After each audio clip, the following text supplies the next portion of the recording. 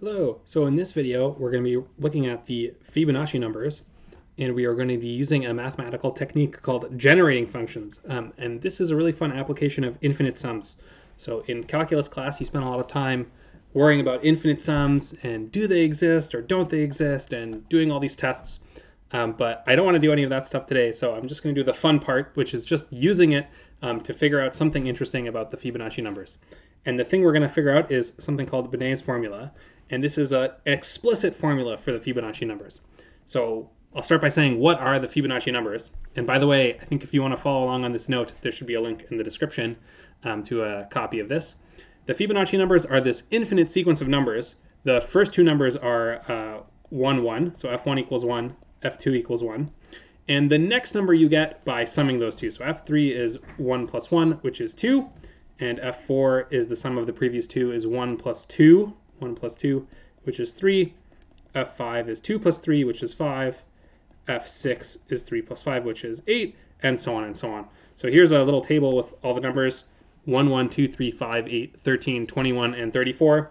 And because we like to start at 0, we also make f0 equals 0.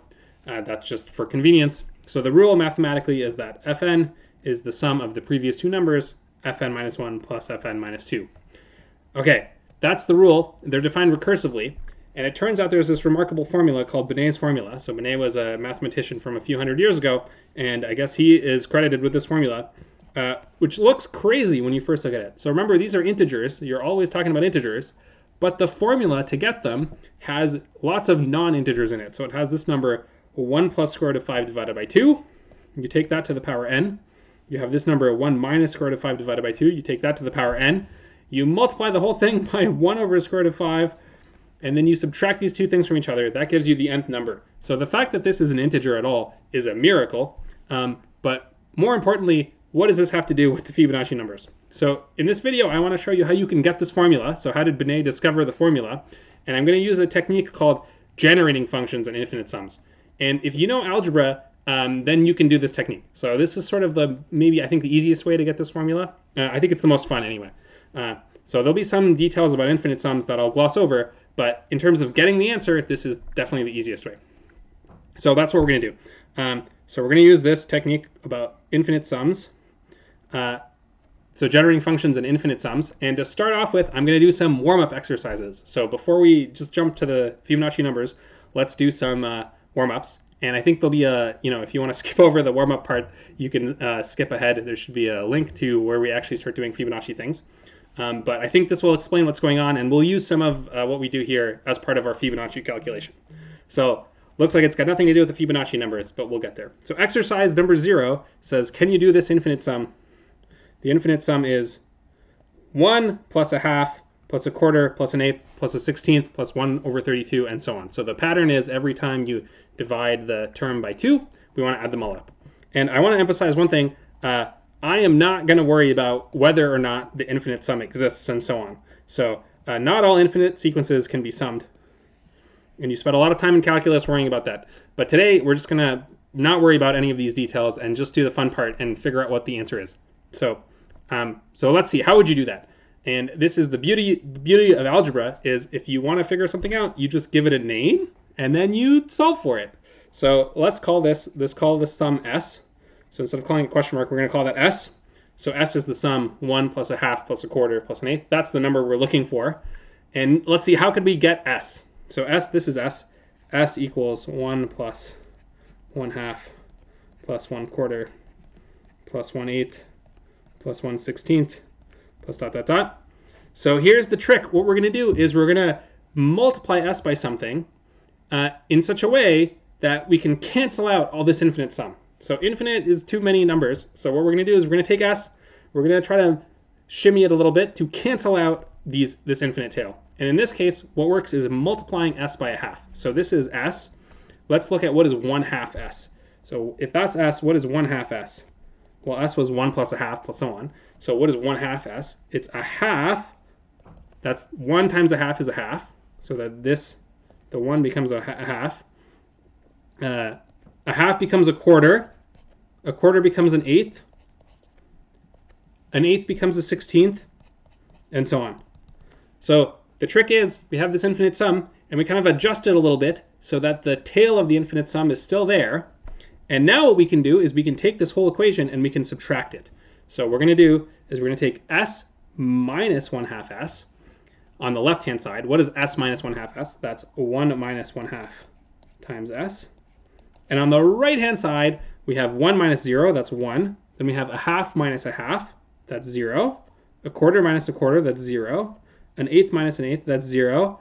And look, everything works out like this. So, okay, those of you who've seen infinite sums in calculus class know that if you do this willy-nilly, things can go horribly wrong. But everything I'm going to be doing today, it works for. So I'm not going to worry about the details. Like I said, we're just going to have fun with it and try to get the answer.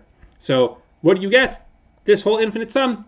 This infinite sum is much easier than the previous infinite sums because it ends with 0, 0, 0, 0.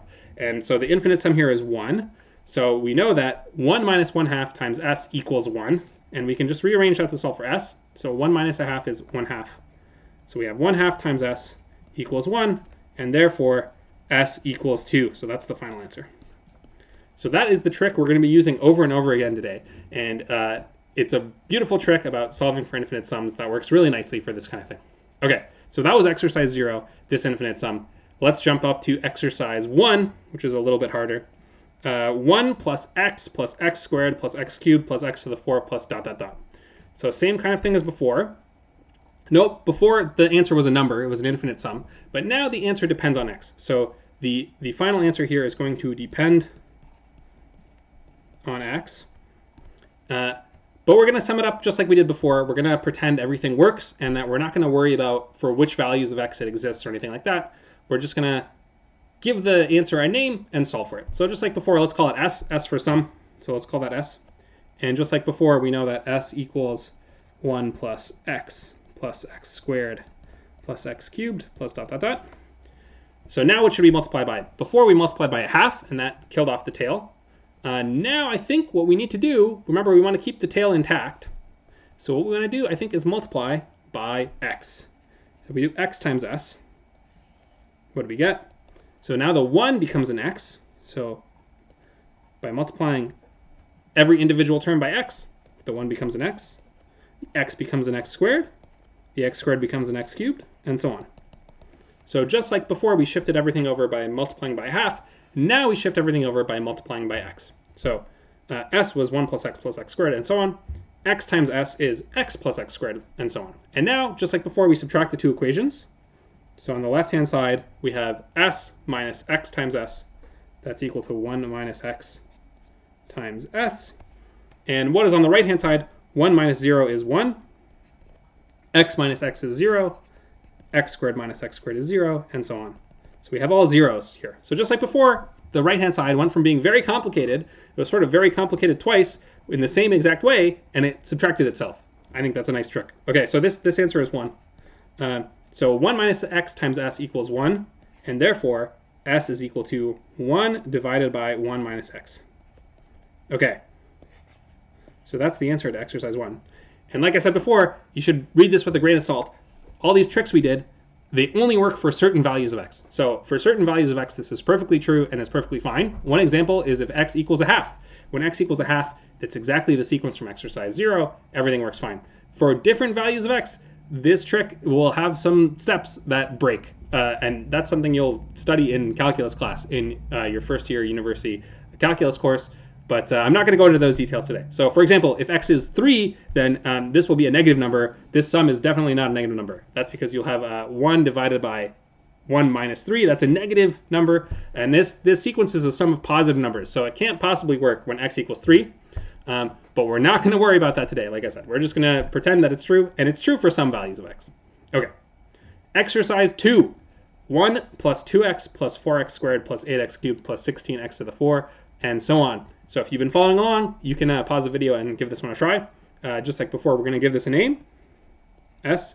So I encourage you to try it on your own. Here's my attempt. So s is equal to 1 plus 2x plus 4x squared plus 8x cubed, and so on. What should we multiply by to shift everything over? I think we multiply by 2x. So 2x times s is equal to 2x. Plus 2x times 2x is 4x squared, so that's perfect. 4x squared 4x squared times 2x is 8x cubed, and so on. Okay, and now when we subtract, we get exactly the right thing. 1 minus 2x times s is equal to 1, and everything cancels, plus zeros. So what's the final answer? S is equal to 1 divided by 1 minus 2x. That's the answer. Okay, and actually, if you were very observant, you could have plugged in 2x into the first exercise. So if you plug in 2x into exercise 1, you get exactly exercise 2. So there's a shortcut you can do as well, but that's a full solution. So in exercise 2, the answer was 1 divided by 1 minus 2x. Okay, exercise 3. Okay, this is a nice one.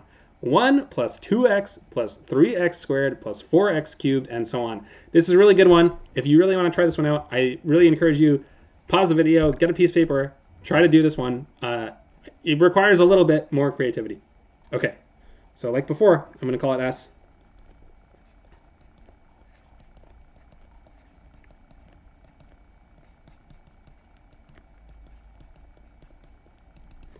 Okay, so what should we multiply by here? So you might think, let's try multiplying by x. Let's try that. So let's do x times s. Okay, x times s. So 1 gets multiplied by x, so that becomes just x. And 2x gets multiplied by x, that becomes 2x squared. And 3x squared gets multiplied by x, that becomes 3x cubed, and so on. Okay, and this is not quite right, because before when we were subtracting, we got all zeros, and that was a lovely thing. And now when we subtract, we don't get all zeros. So it looks like this isn't going to work. Looks like we're kind of stuck here. Let's try it anyway and see what happens. So if you subtract it out, you get 1 minus x times s, and that's equal to 1 minus 0 is 1. 2x minus x is x. 3x squared plus 2x squared is x squared. 4x cubed minus 3x squared is x cubed, and so on. Okay, so you might give up here and go back and say, okay, we got to try something else. Maybe we'll try doing a different kind of shift. Maybe this step, we could try something else.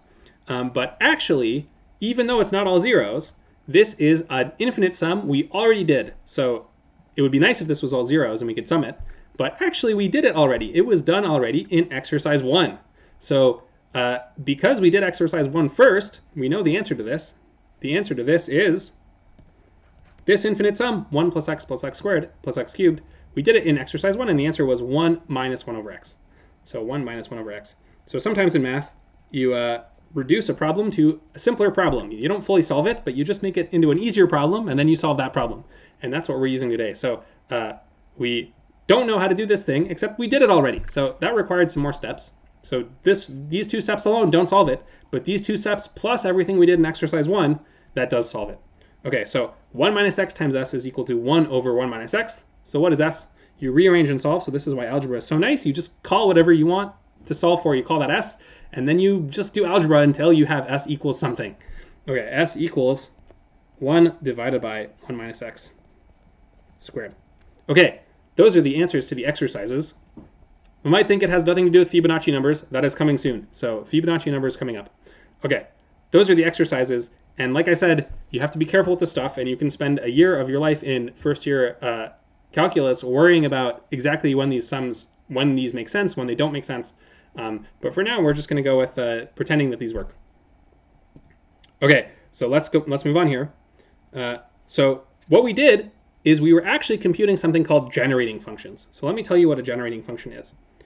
So given any sequence of numbers, you can define a generating function. So a generating function is like a little object that gets glued onto any sequence of numbers. And the way you define it is you make an infinite sum out of the sequence. So you take the sequence, the rule is like this, you take the sequence and you attach the number x to the n in front of the nth term. And then you sum that up. So a really good example is the sequence 1, 1, 1, 1, 1, 1, 1. That's a perfectly valid sequence. It's the sequence that's always equal to 1. And the generating function for the sequence 1, 1, 1, 1, 1 is the infinite sum right here. It's 1 times x to the 0, also known as 1, plus 1 times x to the 1, 1x, plus 1 times x squared, and so on. So this is the infinite sum, 1 plus x squared plus x cubed, and so on. So a generating function is something you get from a sequence by doing an infinite sum. And for the sequence 1, 1, 1, 1, 1, the answer was 1 over 1 minus x. This is an example we did earlier. So this is exercise 1. We did it, and here's a little typed up version of what we did before. So S was the sequence. S is the sequence 1 plus x squared plus x cubed. Sorry, S is the sum, S for sum, 1 plus x squared, and so on. X times S is the same exact thing with everything shifted over by 1. And by subtracting them, you get this as your final answer. S is 1 over 1 minus x. So what we were really doing when we did these exercises, I would say we weren't doing infinite sums. We were doing generating functions. That sounds fancier, but of course it's the same thing. Okay, generating functions. Okay, that was 1, 1, 1, 1. What about the sequence 1, 2, 4, 8, 16? The answer to that is the generating function is 1 divided by 1 minus 2x. And that was example 2, or exercise 2. So here's exercise 2. 1 plus 2x squared, and so on. You multiply by 2x, that shifts everything over by 1. Then you subtract, and you get the final answer. You could have also plugged into the previous one. That would have worked as well. But this is the answer. The generating function for this sequence, 1, 2, 4, 8, 16, 32, so on. Okay, example 3. The generating function for the sequence 1, 2, 3, 4, 5, 6, 7. This is the sequence of numbers. The generating function is 1 over 1 minus x squared. So if you do that, you get 1 over 1 minus x squared. And this was the third example, the third exercise we did. And in this one, you have to shift over, and you must use the result. This is use the previous result. Okay, why am I making a big deal out of this? What was the whole point of all this stuff? So the reason we're doing all this is because for the Fibonacci numbers, if we calculate the generating function, then we will be able to use the generating function to find Binet's formula. So remember, the whole point of this stuff is I want to take the Fibonacci numbers, which are defined by this funny recursion, and I want to get Binet's formula, which is an explicit formula. And the way I'm going to do that, I'm going to use the recursion, this definition, to find the generating function for the Fibonacci numbers, and then I'm going to use the generating function to find this formula. So the in-between step is a generating function. Okay, so step 1, let's find the generating function for the Fibonacci numbers. And I've given away, if you look at the notes, you'll see the answer. So let's see if I can find it again. The generating function for the Fibonacci numbers is this thing. S equals x divided by 1 minus x squared. So let's see how we do that. And of course, finding a generating function is really doing an infinite sum. So let's do a little work over here and try to find the generating function. So S is going to be the generating function for the Fibonacci numbers. The Fibonacci numbers are this: 0, 1, 1, 2, 3, 5, 8, 13, and so on. So the generating function says you multiply each of them by x to the appropriate power, you add them all together. So what is S? It's 0 times x to the power 0, plus 1 times x to the power 1, plus 1 times x squared, plus 2 times x cubed, plus 5 times x to the 4, 0, 1, 2, 3, 4, 1, 1, 2. I've skipped a number. Look, it goes 3, not 5. Okay, 3 times x to the 4 plus 5 times x to the 5, and so on. So you add them all up. Okay, that's x. That's s, rather. So we could write this out a little bit simpler. The 0 times x to the power 0 plus x squared plus 2x cubed plus 3x to the 4 plus 5x to the 5, and so on. Okay, so now we need a clever trick. We need to do our shifting trick like we did before to try to solve this thing.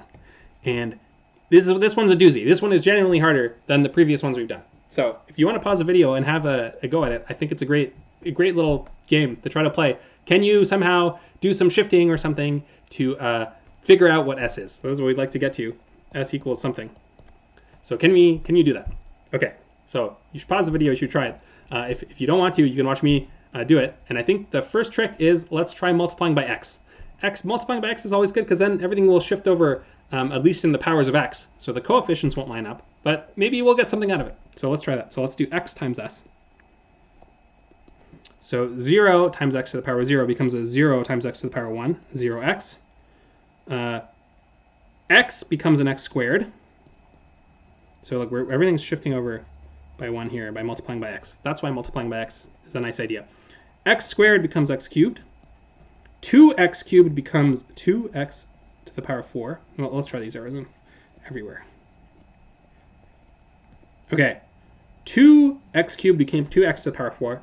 3x to the power 4 becomes 3x to the power 5, and so on. And now we could try subtracting these. So if we subtract these two things, let's try subtracting these. We'd get 1 minus x times s is equal to, okay, 0 minus 0, that's 0. X minus 0x is a plus x. X squared minus x squared, that's a 0, x squared. 2x cubed plus minus x cubed is just a 1x cubed. 3x to the 4, this is a 1x to the 4. 5x to the 5 minus this thing, this is a 2x to the power 5. Okay, so this is the sequence. 0, the first number is a 0, then it goes 1, then it goes 0. Let's write out the coefficients. Let's write out the coefficients. Coefs. This is 0, 1, 0, 1, 1, 2. Okay, so this kind of looks funny. Like, I don't see an obvious pattern here. Like 0, 1, 0 is kind of gross. Like, what could that be? But 1, 1, 2, this gets me excited. 1, 1, 2, that is the first few Fibonacci numbers. Let's do one more term and see what the next term would be. So this should have been plus 8x to the 5. And then so if you shift that over, we would have gotten a 5x to the power 8x to the power 6. We would have gotten a 5x to the power 6 over here, and we would have subtracted, we would have gotten 3x to the power 6 plus 3. So the next coefficient is 3. And indeed, I think if you check what's going to happen, the first few coefficients, 0, 1, 0, is totally messed up. But after that, these coefficients, they also form the Fibonacci sequence. So 1, 1, 2, 3. And the reason it's happening is because we have one Fibonacci number minus the previous Fibonacci number. That gives you the Fibonacci number from two terms ago. So 8 minus 5 equals 3. This 853 is three consecutive numbers in the Fibonacci sequence. This 532 is 3 consecutive numbers in the Fibonacci sequence. So now we're really close, and I think we can make this work. And one thing you could do, you could try to rearrange this last little bit and make it look like the Fibonacci sequence one more time. You can make this into an S. But what I'm going to do is I'm actually going to go back a step. And when we subtracted the x times s, I'm going to think, is there something I can do to subtract even more? So can I subtract off this leftover to get something that is even nicer? So another good video. Now you have a hint. If you want to pause and think some more, maybe you can figure out what is the right way to go here. So again, I encourage you not to just watch me do it, but to try it yourself. Okay, let's see. So I'm going to erase. Let's erase this step. Now we have a good idea on what's going on here, because we're subtracting Fibonacci numbers. Okay, so the problem was we had 8 minus 5, and we were left over with a 3, sort of in the last column over here. This was a 5 minus 3. We were left over with a 2. So why don't we shift over one more time, and that will help us out. So let's do x squared times s, and that's going to shift everything over once again. So the first term is a 0, then even this term is a 0, then this term is also a 0, so this gets shifted over. You have 0 times x squared, 0 times x squared. Then you're going to have, this is going to shift over, you're going to have a 1 times x cubed. This will multiply. This will be a 1 times x to the power 4. This one will shift over. You'll have a 2 times x to the power 5. This shifts over, and you have a 3 times x to the power 6. Okay, so by multiplying by x, we shift the whole sequence over. We shifted it over once to get x times s. If you multiply x squared times s, that's like shifting everything over twice. And now if we subtract, so we'll do the original sequence minus this thing, and now if you look in every column here, we have 5, 3, and an 8. So 8 minus 5 minus 3. And in this column we have 5 minus 3 minus 2. And this is exactly set up to cancel out perfectly. So because of the rule that gives the Fibonacci numbers, because of the definition of the Fibonacci numbers, so these were created from fn equals fn minus 1 plus fn minus 2. Because of that rule, and because of the way I've shifted it, it's going to work out that everything is going to cancel. So let's see what's left over after all this cancellation. So we have s minus x times s minus x squared times s. That's 1 minus x squared all times s. That's on the left-hand side. What's on the right-hand side? 0. X minus x. So x minus 0 times x minus 0. That's 1 minus 0 minus 0. This is a plus x. So in this first little bit here, there are some funny exceptions going on. And there is some stuff left over. So you have an x left over. And that comes because the x was the second term. It just got subtracted from 0 was the only thing subtracting it.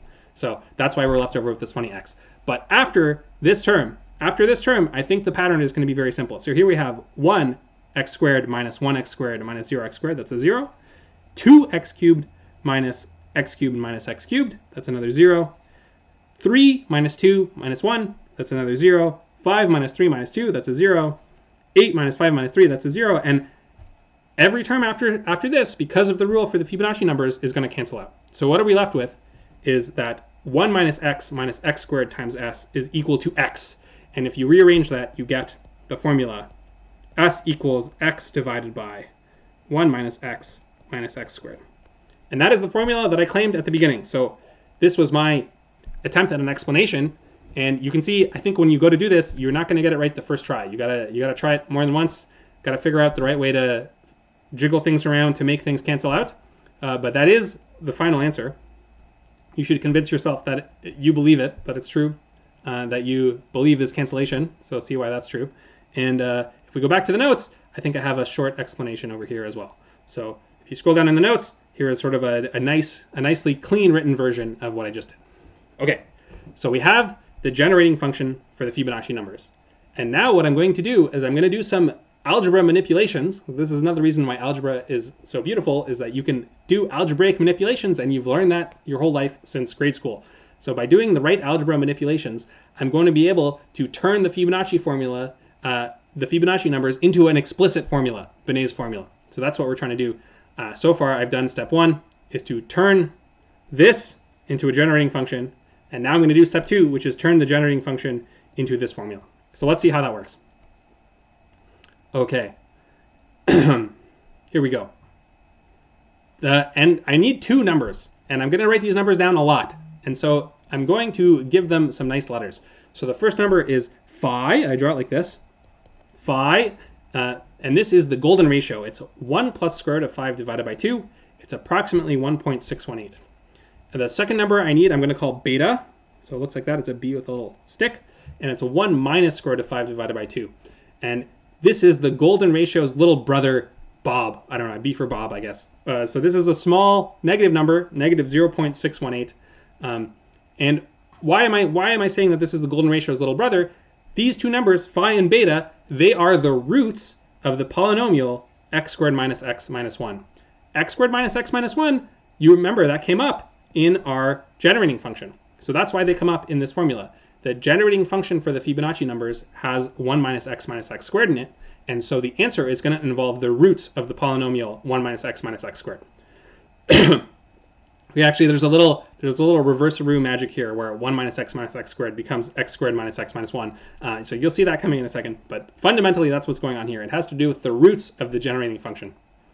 Okay. So phi is called the golden ratio. It's got lots of exciting properties. Some people think it does art and stuff. I don't know about that, but I'll tell you for sure it's the roots of this polynomial.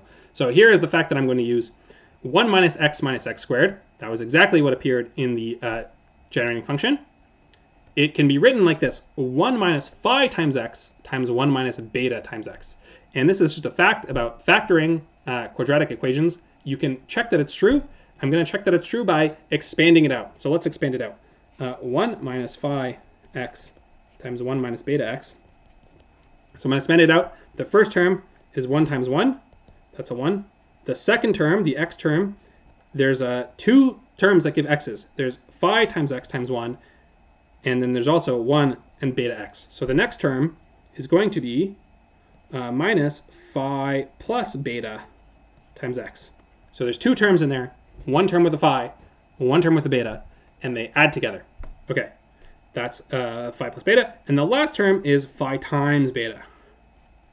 Phi times beta x squared. That's when you multiply this term by this term. So I'm just expanding it out. Some people call this FOIL, first outside, inside, last, or something. Excuse me. Okay, so this is a funny thing. All right, but whoever wrote this document really gave me a nice hint that phi plus beta equals 1 and phi times beta equals minus 1. So if I can simplify this a little bit more, 1 minus phi plus beta is 1, so that's 1 minus x. And phi times beta is also minus 1, that's also minus 1. So we get minus x squared. So this is 1 minus x squared. So why are these two things true? When you add them together, I think you can see the square root of 5's cancel, so you get 1. When you multiply them together, then you get a difference of squares. So phi times beta is a difference of squares. It's 1/2 squared minus square root of 5 over 2 squared. And that's going to be also minus 1. So this is an exciting thing. So, it just works. And in fact, this kind of factoring you can always do. So by using the quadratic equation, you can always get this kind of thing. Okay, that was fact 2. And now I'm going to take fact 2, which is some kind of factoring of this polynomial. I'm going to take the generating function for the Fibonacci numbers, which had this quadratic equation in it. I'm going to combine those two things. I'm going to do some algebraic massaging, and I'm going to get the Binet's formula out of it. So let's see how that works. So yeah, here we go. This is the fact number 3 where all the magic happens. So here we go. So step one is something called the partial fractions trick. And in the partial fractions trick, you take a rational equation like this, which has a quadratic on the bottom, and you write it as a sum of two things that only have linear terms on the bottom. So just like in calculus class, you spend a lot of time worrying about infinite sums, one of the other things you're going to do in calculus class is spend a lot of time learning how this partial fractions trick works. So this is a true fact. It's just a fact about algebra. I'm going to maybe go into a little bit more detail about how you would solve for this. So let's do that over here. So x divided by 1 minus x squared. That's s. That's the generating function for the Fibonacci numbers. And what I'm going to do is I'm going to use the factoring from before. So this is x divided by 1 minus phi x times 1 minus beta x. That was the fact we had before. And now I'm going to write this as a divided by 1 minus phi x plus b divided by 1 minus beta x for some a and b constants. And the partial fractions trick says there are some constants a and b for which this works. And by expanding this out, you can get two equations with two unknowns for a and b, and you can solve for what they are. So I'm not going to go into detail here because this maybe is the boring part of the calculation, is how you do this partial fractions trick. But that is how it works, and it's a skill you will eventually learn in calculus class. But for now, we just need the final answer, which is this. So the generating function for the Fibonacci numbers can be written as a sum of two things, one term involving phi, one term involving beta. Okay, now what do we do? Now here's the trick. The next trick we're going to use on our list of many tricks.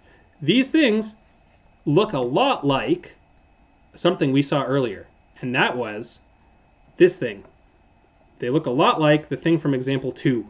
So in example 2, we had the generating function 1 over 1 minus 2x appearing right here. And that was the sequence 1, 2, 4, 8, 16, and so on. And now that we've done the partial fractions trick, our Fibonacci numbers are a sum of two things. One of them is 1 minus phi x, and one of them is 1 over 1 minus beta x. So they look a lot like the sequence we had before, but instead of a 2, they have a phi and a beta.